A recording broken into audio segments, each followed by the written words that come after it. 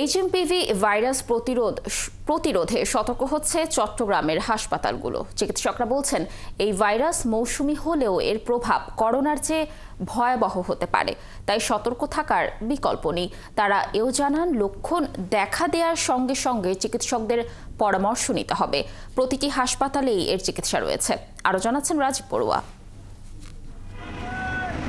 বৃহস্পতিবার ঢাকায় এইচএমপিভি ভাইরাসে একজনের মৃত্যু হওয়ায় সতর্কতা বেড়েছে চট্টগ্রামে।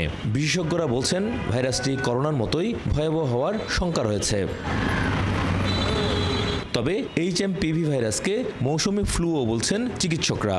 ভাইরাসের মূল লক্ষণ শ্বাসতন্ত্রের জটিলতা, তাই শুরু থেকেই আতঙ্কিত না হয়ে সচেতন হওয়ার পরামর্শ তাদের।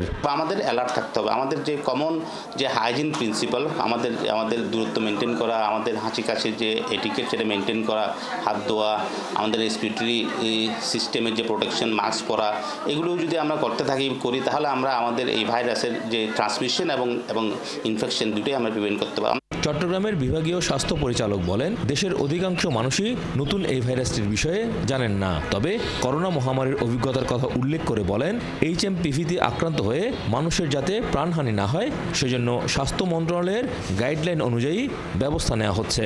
যেহেতু এই ভাইরাস সংক্রান্ত বিষয়ে এখনো কোনো ভ্যাকসিনের কথা আসে নাই, আমাদের প্রিভেন্টিভ মেজার যেগুলো নেওয়া এবং সাসপেক্টেড হয়ে সুচিকিৎসার আওতায় নিয়ে আসার জন্য যে ব্যবস্থা গ্রহণের কথা বলা হয়েছে সেটা ব্যবস্থা নেওয়া হচ্ছে। চট্টগ্রাম মেডিকেল কলেজ হাসপাতালের পরিচালক বলেন, এই ভাইরাস যাতে প্রাণঘাতী হয়ে উঠতে না পারে এই জন্য সতর্কতা নেওয়া হচ্ছে।